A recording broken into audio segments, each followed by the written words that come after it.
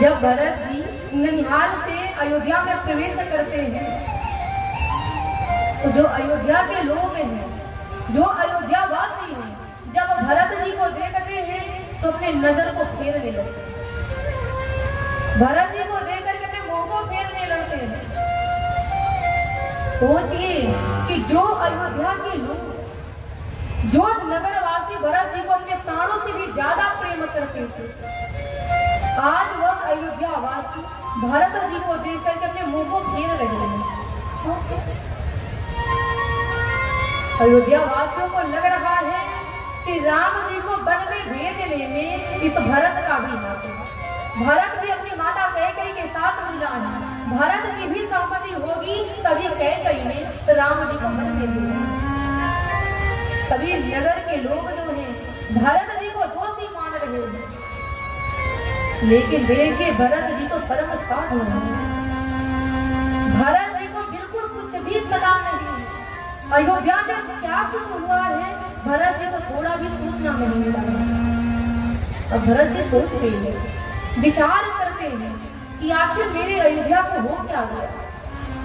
जो अयोध्या वासी मुझे देखने के लिए ललचाते हैं, जो अयोध्या वासी मुझे प्राणों से भी ज्यादा प्रेम करते हैं, आज अयोध्या के लोग मुझे बोल तक नहीं करते, मुझसे बात तक नहीं कर रहे, मुझसे नजरें फेर रहे हैं।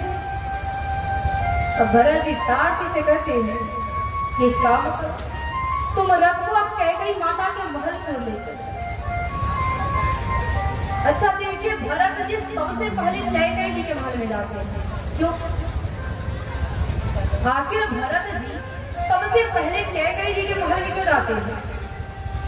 देखिए भरत जी को पता है कि 24 घंटों में से 20 घंटा मेरे राम भैया कैकेयी माता के महल में रहते हैं, और जहाँ राम भैया रहते हैं वहाँ लक्ष्मण का होना भी स्वाभाविक है। लक्ष्मण भी चले जाते हैं, और जब दोनों पुत्र कैकेयी माता के महल में चले जाते हैं तो पिताजी भी स्नेहवश वहीं चले जाते हैं। और जब पिताजी चले जाते हैं तो सारी माताएं अपनी अपनी बहुओं को लेकर के कैकेयी माता के महल में चले जाते हैं। भरत जी सबसे पहले कैकेयी जी के महल में इसलिए जाते हैं कि मुझे एक ही साथ सबका दर्शन हो जाएगा, मैं एक ही साथ सबको देख लूंगा। अब ये सोचकर भरत जी सबसे पहले कैकेयी माता के महल में जाते हैं, लेकिन वहां पर जब भरत जी आते हैं कैकेयी मां अकेले हैं। भरत जी कहते हैं कि कहु कह तात कहा सब माता, कहते राम लखन प्रिय माता। कहते हैं कि माता जी मेरे पिताजी कहाँ हैं, मेरे राम भैया कहाँ हैं, मेरा लक्ष्मण कहाँ है, सीता भाभी कहाँ है, मेरी सारी माताएं कहाँ हैं।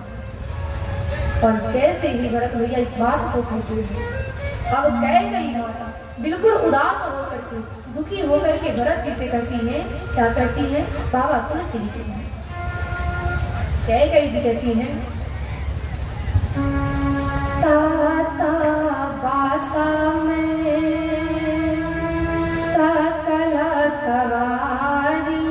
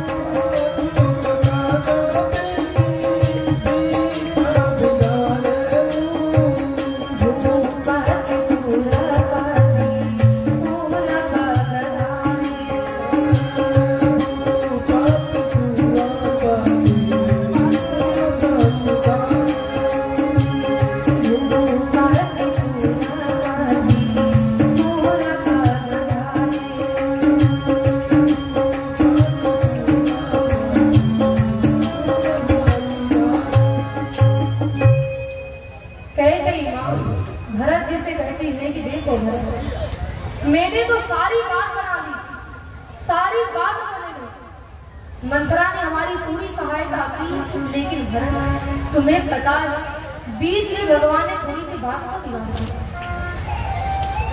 भरत जी कहते हैं माता जी कैसी बात आपने बना दी और भगवान ने कौन सा बात बिगाड़ दिया? कैकेयी जी कहती है कि भरत अब आपके पिता अब हम सबके बीच में नहीं देंगे, अब आपके पिता परलोक सिधारेंगे, इस संसार को त्याग देंगे। और देखिए जैसे ही भरत जी को पता चला कि अब हमारे पिताजी संसार में नहीं रहेंगे, अब भरत भैया बिल्कुल अधीर हो जाते हैं, बिल्कुल व्याकुल हो जाते हैं। तात तात तात पुकारी परे भूमि तल व्याकुल हो।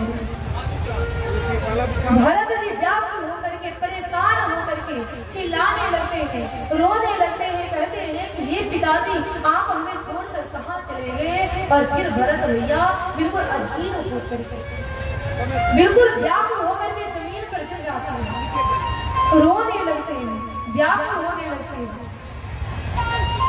और ध्यान दे मेरी माता, यहाँ एक बहुत मार्मिक बात है समझने वाली। कहते हैं कि माता पिता, ध्यान दीजिए, माता पिता अपने बच्चे को चाहे कितना हो डांटते हैं, कितना हो मारते हैं, कितना हो फटकारते हो, लेकिन जीवन का असली आनंद हमें केवल तभी तक मिलता है जब तक माता पिता का हाथ हमारे सिर पे रहता है। पिता चाहे कैसा भी हो, चाहे उसके अंदर कितनी भी बुराइयां भरी हो, कितने भी अवगुण भरे हो, कितने भी दोष उसके अंदर भरे हो, लेकिन जीवन का असली आनंद हम केवल तभी तक ले पाएंगे जब तक हमारे सिर पर हमारे पिताजी का हाथ है। देखिए जीवन में अगर कोई समस्या आती है, कोई परेशानी आती है, कोई कष्ट आता है, अगर सिर पे पिता का हाथ रहता है, हम सोचते हैं चलो पिता से वो सब संभाल लेंगे, वो सब देख लेंगे, और ये सोचकर हम लोग बिल्कुल निश्चित हो जाते हैं कि पिता से है वो संभाल लेंगे। लेकिन ये ध्यान लें कि जीवन की असली जिम्मेदारी हमें उस दिन पता चलती है जिस दिन हमारे सिर से हमारे पिता का हाथ हट जाता है।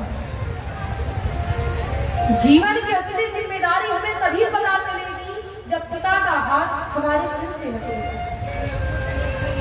देखिए आज भरत जी के सिर से उनके पिता की जो हाथ है, उनके पिता का जो छांव था वो दूर हो गया। भरत जी अधीर हो गए, व्याकुल हो गए, कहने लगे कि भरत कितना भागा है, चलत न देख न पाई हो कोई। कहते हैं कि हे पिताजी मैं कितना अभागा हूँ जो मृत्यु के समय ही मैंने आपका दर्शन नहीं कर पाया। अब देखिए भरत जी रोते हैं और फिर कैकेयी जी के गोद में अपने सिर को रख करके कहते हैं कि मां आखिर अयोध्या में ऐसा हुआ क्या? कौन सी घटना घटी जो हमारे पिताजी हमें त्याग दी? हमारे पिताजी संसार को छोड़कर चले गए।